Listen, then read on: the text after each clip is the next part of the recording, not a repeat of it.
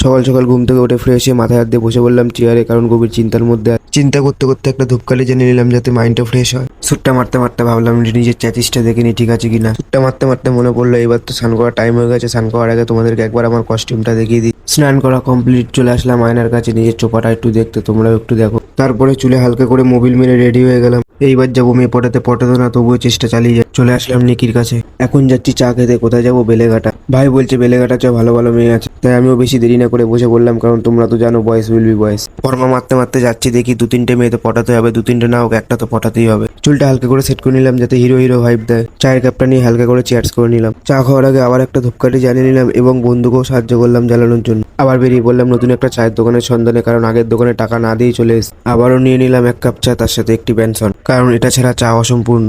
Just like a made for each other. তাহলে চা খাওয়া কমপ্লিট, সুপ টান দিতে দিতে বাড়ি যাওয়ার জন্য প্রস্তুতি নিচ্ছি। Hold me close till I get up. Time is barely on our side. I don't wanna waste তাহলে আজকের জন্য এইটুকুনি। ভিডিওটি ভালো লাগলে লাইক করো, ফলো করো। the storms we chase.